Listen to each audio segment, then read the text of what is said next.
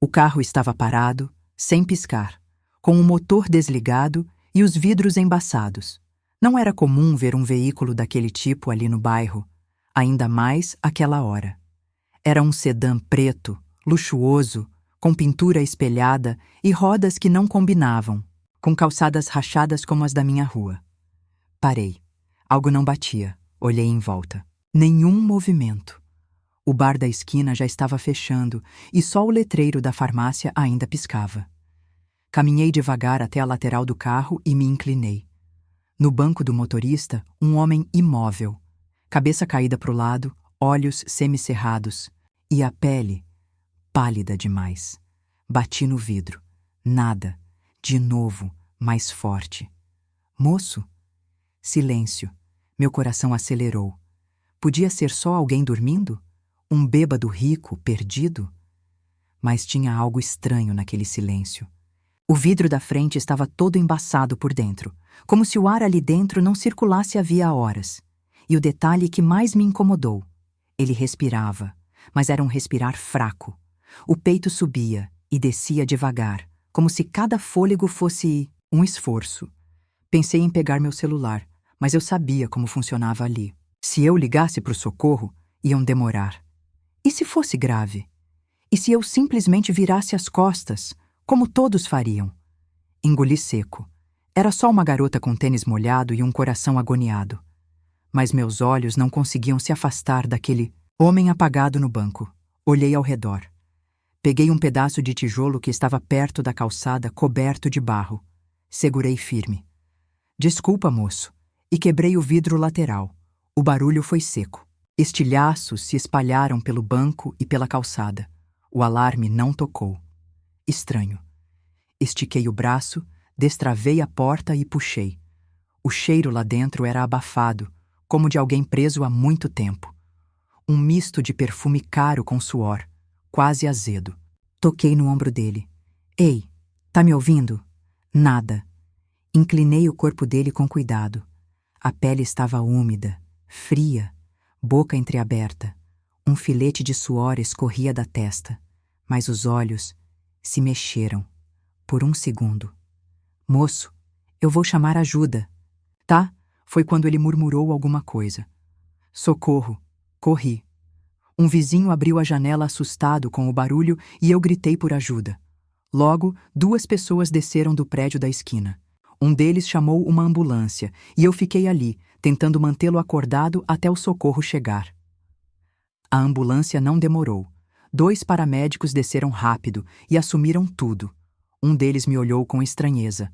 Você é parente dele? Balancei. A cabeça. Só vi o carro parado. Ele parecia mal. Você que quebrou o vidro? Sim. Não sei se foi reprovação ou respeito no olhar do homem. Só sei que me afastei e deixei que fizessem o trabalho deles. Colocaram o homem na maca, com soro no braço, máscara no rosto e um bip constante no aparelho. Fiquei parada ali, sentindo os joelhos moles. Nunca tinha visto alguém tão perto da morte. Nunca tinha feito algo tão impulsivo. Mas naquele momento não era sobre coragem. Era só o medo de ver alguém apagar na minha frente e não fazer nada. O carro ficou ali. A porta entreaberta, o vidro estilhaçado, e eu, com a mão arranhada e o coração disparado. Não sabia quem ele era. Nem imaginava que aquele simples gesto ia virar a minha vida do avesso. A ambulância sumiu na curva da avenida com as sirenes desligadas. Ainda escutava o barulho das rodas no asfalto molhado. Eu fiquei parada no mesmo lugar, sem saber se voltava para casa ou seguia até o hospital. Meu corpo tremia, não pelo frio, mas pela tensão. Não era sempre que se quebrava o vidro de um carro e salvava um homem quase desacordado. Peguei meu celular. Nenhuma ligação da minha avó. Mandei uma mensagem rápida, avisando que já estava voltando. Mas não consegui ir. Meus pés me empurraram na direção contrária. Chamei um carro de aplicativo e segui até o hospital. Na recepção, fui recebida com um olhar desconfiado. Qual o nome do paciente? A atendente perguntou. Eu não sei. Eu só ajudei. Encontrei ele desacordado num carro. Vim saber se está bem. Ela me olhou de cima a baixo. Eu estava com o uniforme do shopping e a mão com sangue seco de um corte leve do vidro. Só um instante. Minutos depois, uma enfermeira surgiu. Não me disse nada, apenas fez um sinal com a cabeça para que eu a seguisse até uma salinha com poltronas. Você é da família? Não. Então não posso dar detalhes, mas ele foi estabilizado, chegou com os sinais vitais baixos. Ele vai ficar bem? Parece que sim. Foi por pouco. A enfermeira hesitou antes de sair da sala. Sabe, poucas pessoas teriam feito o que você fez. Não é comum alguém parar para ajudar, ainda mais daquele jeito. Sorri fraco. Eu também não me reconhecia naquela atitude. Fiquei ali por quase 1 hora. Ninguém apareceu. Nenhum parente, nenhum acompanhante. Estranho para alguém com aquele tipo de carro. O silêncio do hospital era cortado apenas pelo som distante dos monitores cardíacos e passos apressados pelos corredores. Levantei e fui até a recepção. Acho que já posso ir. Se alguém perguntar por mim. Meu nome é Bianca Costa. Certo, disse a recepcionista, anotando num papel qualquer. Na saída, ainda olhei para trás. Não sei por quê. Talvez esperasse que alguém me chamasse, que ele acordasse e dissesse, obrigado. Mas tudo o que recebi foi o baque da porta automática se fechando às minhas costas. Na volta para casa, o motorista do aplicativo comentou, você tá bem? Parece que viu um fantasma. Talvez eu tenha evitado um, ele riu sem entender. Eu encostei a cabeça na janela e deixei o silêncio tomar conta. Cheguei em casa já perto da meia-noite. Minha avó estava de camisola na cozinha preparando o chá. Meu Deus, Bianca! Onde você se meteu? Desculpa, avó. Aconteceu uma coisa. Tá ferida? Cortei a mão. Mas tô bem. Ela me olhou com aquela cara que mistura medo e alívio. Preparei uma desculpa rápida. Disse que ajudei um homem que estava passando mal e que tudo ficou bem. Ela não fez muitas perguntas. Só me abraçou, como quem agradece por ver a neta viva entrando pela porta. Naquela noite, deitei e encarei. O teto. Eu não sabia o nome dele, nem quem era, mas não conseguia esquecer a expressão no rosto daquele homem. Perdido, fraco, sozinho.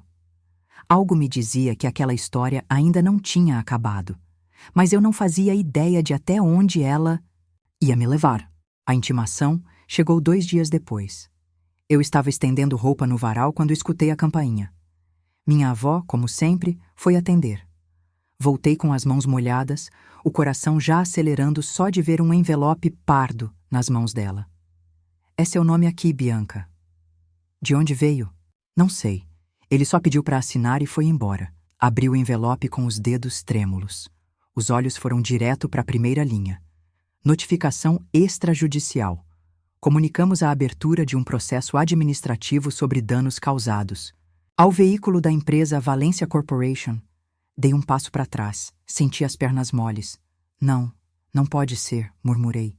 Que foi, minha filha? Vó. É do homem que eu ajudei. Do carro. Ele tá te processando? Não. Não. Era exatamente um processo.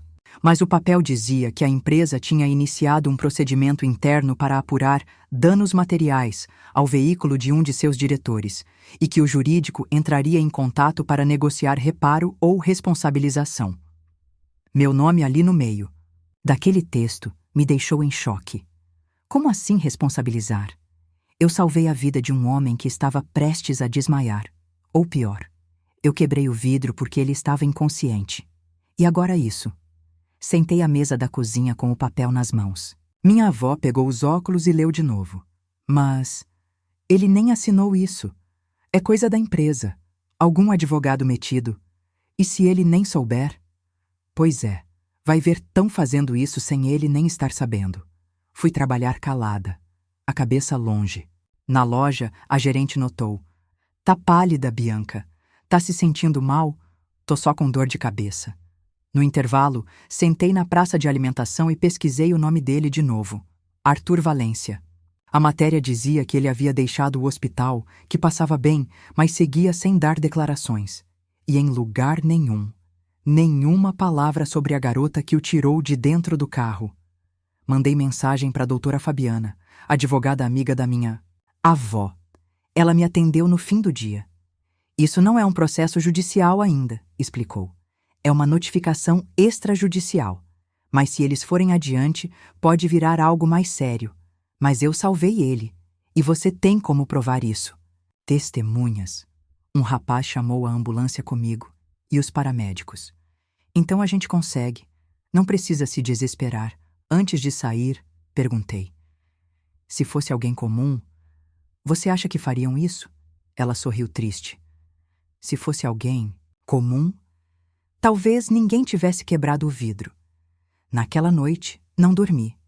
O mundo parecia dar um tapa na cara de quem ainda tentava fazer o certo. Talvez ele não soubesse da notificação. Talvez tudo fosse coisa do jurídico da empresa dele. Mas isso não mudava o gosto amargo de estar sendo tratada como culpada, por ter tentado salvar uma vida. E pela primeira vez pensei, talvez eu tivesse me metido com alguém muito maior do que imaginava. Fazia 4 dias que eu tinha recebido a notificação. Tentei seguir a vida, trabalhar, cuidar da casa, fingir que estava tudo bem, mas não estava. A injustiça martelava na minha cabeça. Como alguém que quase morreu dentro de um carro, de luxo não sabia, ou fingia não saber, que alguém tinha salvado sua vida, até que ele apareceu. Eu estava saindo do trabalho, no estacionamento do shopping, quando vi um carro parado na esquina oposta. Um homem desceu. Alto, de terno escuro, expressão séria. Caminhava como quem sabia exatamente onde queria chegar. Eu parei. Era ele. Sem dúvida. O mesmo rosto pálido, agora mais firme. Os mesmos olhos, só que agora abertos. E encarando direto os meus. Ele parou a 2 passos de mim. Bianca? Meu corpo travou. Sou eu. Posso conversar com você? Assenti com um gesto quase automático. Seguimos até um banco de concreto próximo.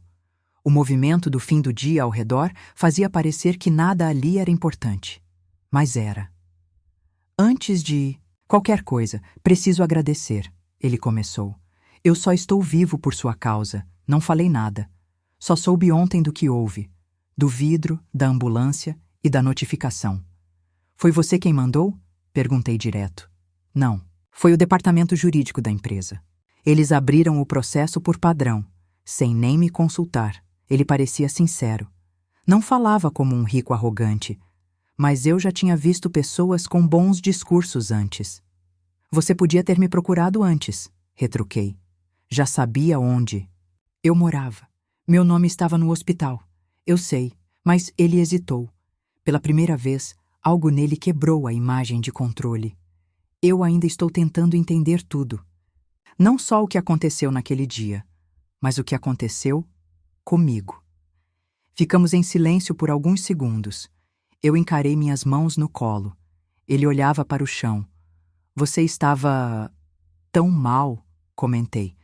Sozinho dentro daquele carro. Eu não estava só desmaiado, Bianca. Eu estava tentando fugir de tudo. Ele parou ali. Como se dissesse o suficiente sem dizer tudo. Respirei fundo.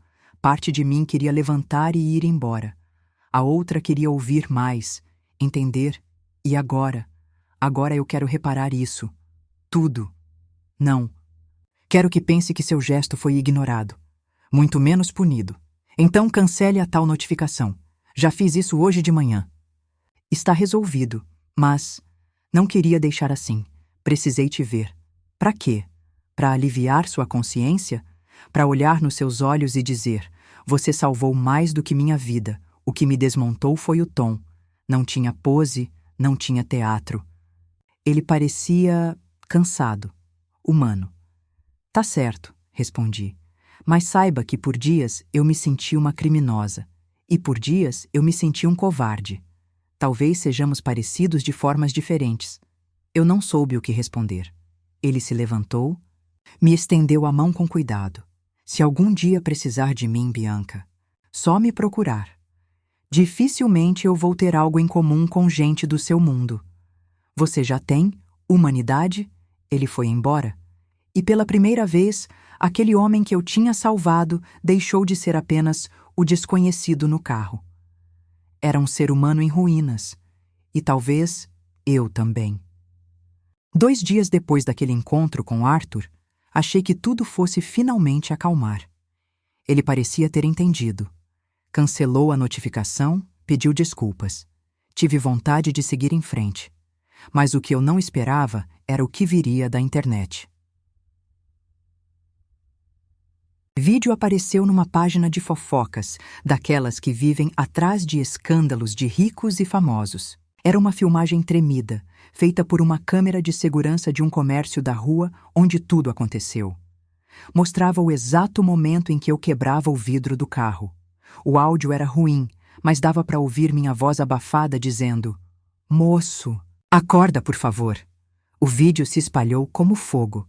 Em poucas horas, estava em todos os sites. "Jovem salva bilionário em momento crítico", dizia a manchete. Mas os comentários... os comentários. Ela fez isso para aparecer. Até parece que alguém quebra o vidro de um carro assim. História montada. Ela sabia quem ele era. Li tudo em silêncio. Um peso foi se acumulando dentro do peito. Eu tinha salvado alguém. Eu tinha sentido medo de verdade. E agora virava assunto de piada. Fui para casa mais cedo naquele dia. Não quis conversar com ninguém. Deitei no sofá, coloquei o celular de lado e fiquei olhando para o teto da sala, com a cabeça cheia. No começo da noite, recebi uma mensagem no celular. Era um número desconhecido, uma gravação de áudio. "Bianca, aqui é o Arthur. Me desculpa te mandar isso assim, mas acho que você precisa saber de uma coisa." Apertei o play. Naquela noite, eu não estava só passando mal. Eu queria desaparecer. Estava em colapso. Perdi minha irmã há 2 meses. A última coisa que ela me disse foi que eu vivia como um morto. Aquilo me destruiu. Eu parei o carro naquela rua para acabar com tudo, até você aparecer. Pausei. As mãos tremiam. Voltei a ouvir. Quando você quebrou o vidro, aquilo me quebrou também. Me fez perceber que ainda existia alguém, que olhava para o outro. Você não me salvou porque eu era alguém. Você salvou porque viu um ser humano. E eu nunca vou esquecer disso. Chorei. Sozinha. Em silêncio. Com o celular apertado contra o peito. Não era pela gratidão dele. Era porque, finalmente, alguém tinha entendido o que eu tinha sentido. O medo, o impulso, a escolha, aquela gravação, ele me disse depois, era só para mim. Mas no fundo, era mais do que isso. Era um pedaço da alma dele tentando se juntar de novo. No dia seguinte, o vídeo continuava circulando, agora com outra edição, com legendas. E a frase que mais repercutiu não foi a manchete, foi o que eu disse no vídeo. Se fosse comigo ali dentro, eu ia querer que alguém parasse. E foi só isso que bastou para mudar a narrativa. As pessoas começaram a ver de outro jeito. E eu percebi que às vezes a verdade demora para alcançar as pessoas. Mas quando chega, toca fundo. O que eu ainda não sabia é que aquilo era só o começo. Que a dor de um desconhecido ia se misturar à minha de um jeito que nenhum vídeo poderia mostrar. Arthur me chamou para conversar de novo, dessa vez na sede da empresa. Não era convite, nem ordem, era um pedido, desses que a gente sente que não dá para ignorar. Peguei 2 ônibus e desci num quarteirão onde as pessoas usavam roupas caras e falavam baixo. Me senti fora de lugar. Mas fui. O prédio da Valência Corporation era todo de vidro, como se nada pudesse ser escondido ali dentro. Fui recebida por uma moça sorridente, que me chamou de Senhorita Costa e me levou até uma sala de reuniões. Arthur já estava lá, de pé, olhando pela janela. Virou devagar quando entrei. "Obrigado por ter vindo. Ainda tô tentando entender por que estou aqui", respondi séria. Ele respirou fundo e fez sinal para eu me sentar. A sala era enorme, mas o silêncio ali fazia tudo parecer pequeno. "Queria que você ouvisse isso de mim, sem filtros, sem advogados. Estou ouvindo. Eu menti para mim mesmo por muitos anos. Achei que dinheiro, controle e silêncio fossem suficientes para viver. Mas depois da morte da minha irmã, tudo desabou. Aquela noite, dentro do carro, eu não estava apenas cansado. Eu queria Acabar. A frase ficou no ar como um soco. Ele não desviou o olhar. Pela primeira vez, vi Arthur, sem armadura. Só um homem quebrado tentando juntar os pedaços. Eu não sabia disso, murmurei. Ninguém sabia. Você me salvou antes que eu pudesse fazer a pior besteira da minha vida. Por isso, aquela notificação, aquela confusão toda, foi como se eu tivesse traído você. Você não traiu, mas demorou para falar, porque senti vergonha. Ficamos em silêncio. Pela janela, a cidade seguia viva, indiferente ao que se passava ali dentro. Bianca, eu não sou bom com gente. Cresci cercado de números, metas e paredes frias. Mas você teve coragem de agir por impulso, mesmo sem saber quem eu era. Eu não agi por coragem. Agi por medo. Medo de ver alguém morrer na minha frente. Mas você fez. E isso me ensinou mais do que qualquer MBA ou conselho milionário. Me emocionei, não pelas palavras dele, mas porque eu nunca tinha ouvido alguém do lado de lá reconhecer a importância de algo tão simples, olhar para o outro. E por que me chamou aqui hoje? Porque quero retribuir, de verdade. Quero que você tenha opções. Estudo, apoio, portas abertas, não por dívida, por admiração. Balancei a cabeça devagar. Eu não preciso de caridade, Arthur. Não é caridade, é respeito. É a única forma que conheço de dizer obrigado quando um obrigado parece pequeno demais. Respirei fundo. Meu coração estava dividido. Parte de mim queria aceitar, a outra tinha medo de se acostumar com um mundo que não era meu. Eu vou pensar, disse. Ele sorriu pela primeira vez com leveza. Já é mais do que esperava. Antes de sair, olhei nos olhos dele. Mas se decidir te ajudar de volta, vai ser porque eu quero. Não porque você tem muito e eu tenho pouco. Justo. Eu aceito. Do seu jeito. Saí daquela sala diferente de como entrei. Nem melhor, nem pior. Mas mais inteira. Porque quando a verdade é dita com o peito aberto, ela não machuca. Ela liberta. Na semana seguinte, recebi uma ligação do escritório da empresa de Arthur. A secretária, com um tom polido, me convidou para uma reunião privada em um espaço reservado de um centro cultural da cidade. Não seria no prédio da empresa, nem em um local formal demais. Algo mais íntimo, ela disse. Estranhei, mas aceitei. Cheguei ao endereço no horário combinado. Era uma casa antiga, reformada, com jardins e janelas grandes. Lá dentro, um salão com poucas cadeiras organizadas em semicírculo. Nada de flashes, repórteres ou imprensa. Apenas algumas pessoas sentadas, rostos que eu não conhecia. Arthur estava lá. Me viu entrar e se levantou. Usava uma camisa azul clara, sem paletó. Pela primeira vez parecia leve. Bianca. Ele sorriu. Obrigado por vir. Ainda não sei o que estou fazendo aqui. Respondi sem rodeios. Ele apontou para uma cadeira vazia ao lado. Sentei e aos poucos percebi que aquele grupo era formado por pessoas com histórias de superação. Um homem que saiu da dependência química, uma professora que enfrentou um câncer, uma jovem que perdeu os pais e criou os irmãos. Todos tinham sido ajudados por um programa social da fundação mantida por Arthur.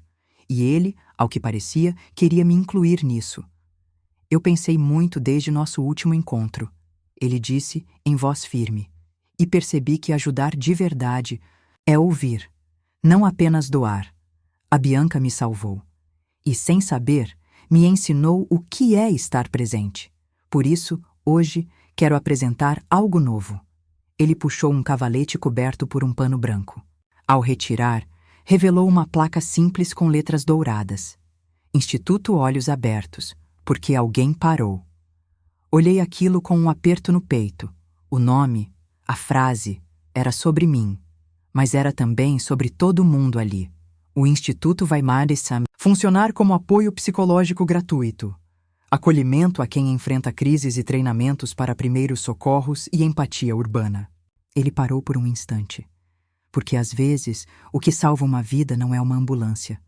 É um olhar atento, um gesto, Todos aplaudiram discretamente. Eu continuei sentada, com os olhos marejados. Eu não sei o que dizer, murmurei. Não precisa dizer nada, Bianca.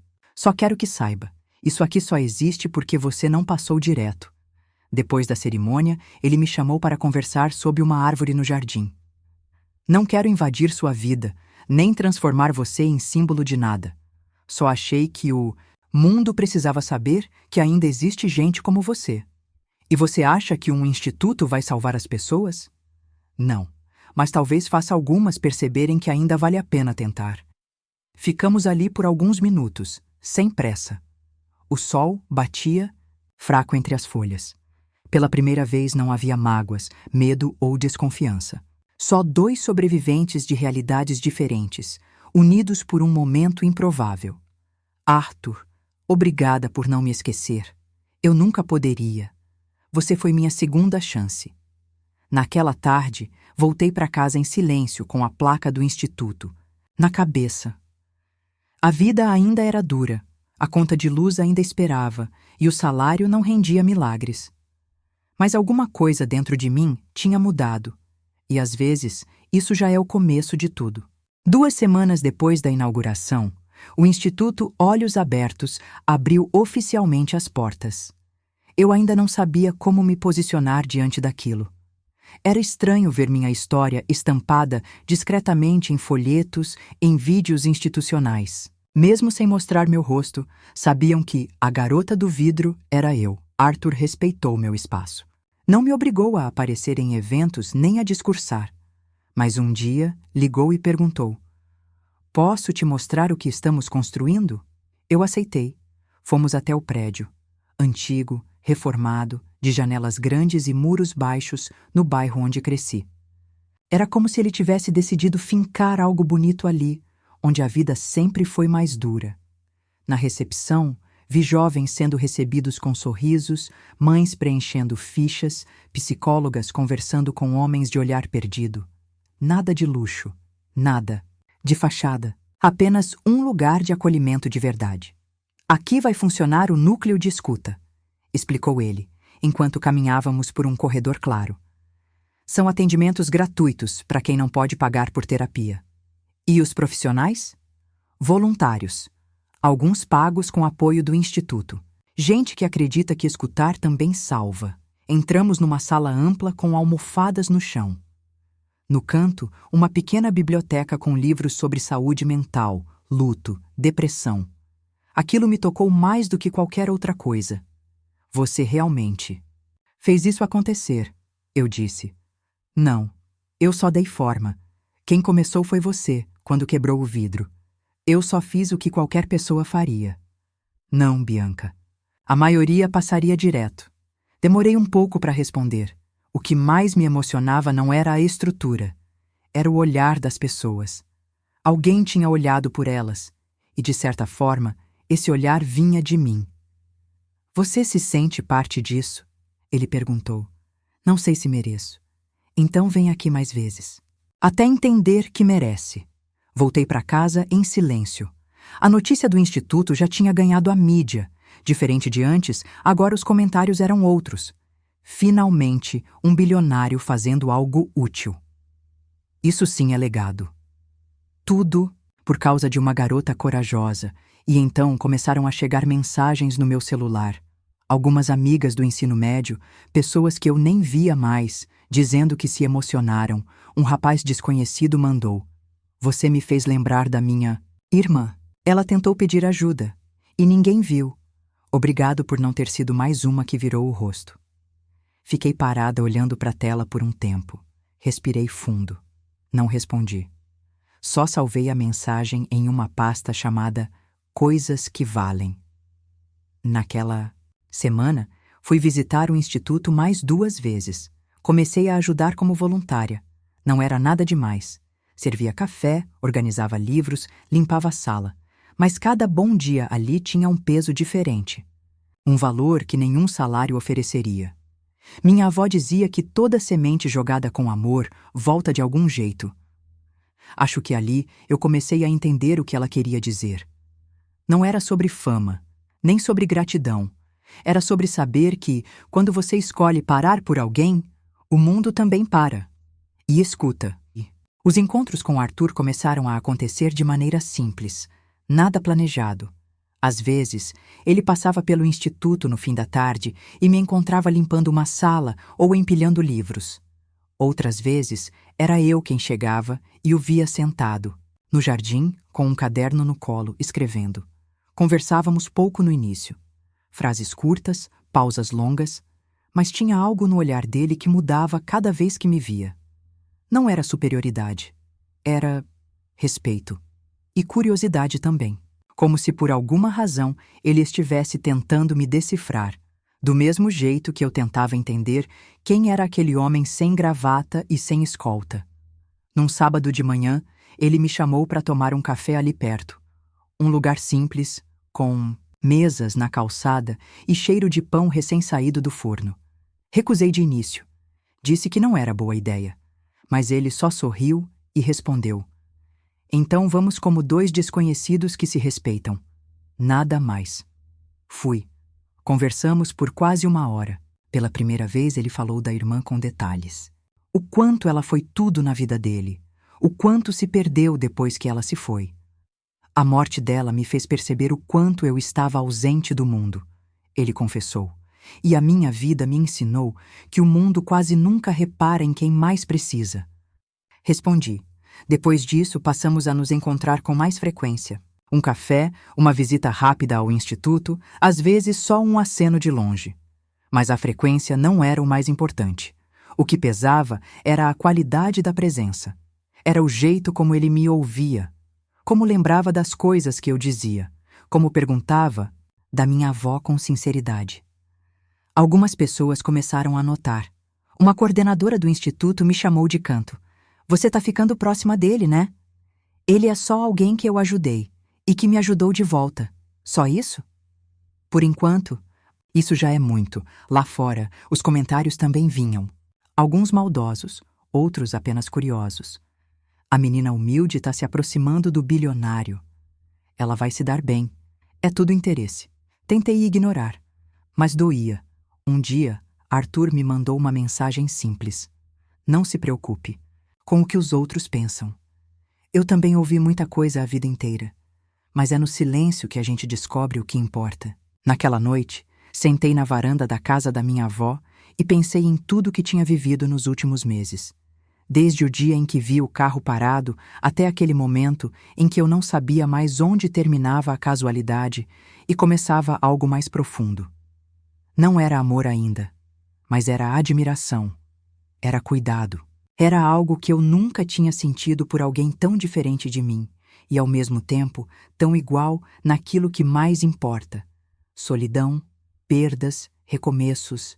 Talvez fosse só amizade, talvez fosse só gratidão mútua, ou talvez fosse o início de um novo olhar sobre tudo, sobre ele, sobre mim, sobre o que nasce quando ninguém espera. A sexta-feira amanheceu nublada, com aquele vento frio que arrepia a pele sem pedir licença. Eu cheguei cedo no instituto. Estava com a chave reserva e fui direto arrumar a recepção. Quando fui abrir a caixinha de sugestões que deixávamos ali para os frequentadores, encontrei um envelope branco, sem remetente. Só meu nome, escrito à mão, em letra trêmula. Sentei na poltrona e abri com cuidado. Era uma carta, escrita em papel comum, dobrada em 3 partes. Bianca, você não me conhece. E talvez nunca vá me conhecer. Mas eu sei quem você é. Soube da sua história por acaso. Vi o vídeo, depois li o que escreveram. E naquele dia, eu estava decidido a ir embora desse mundo. Já tinha tudo preparado. Mas antes, algo me fez abrir o celular. O vídeo começou automático. Era você dizendo, se fosse comigo ali dentro, eu ia querer que alguém parasse. As mãos começaram a tremer. Naquele instante, chorei como não chorava há anos. Porque ninguém nunca tinha parado por mim. Mas de alguma forma, você parou. Não por mim diretamente, mas por alguém. E isso foi o suficiente. Era o que eu precisava para acreditar que ainda havia pessoas que enxergavam além da própria pressa. Estou tentando melhorar agora. Estou me tratando, um passo de cada vez. No fim da carta, um bilhete menor, dobrado junto. Espero te conhecer um dia. E se não acontecer, tudo bem.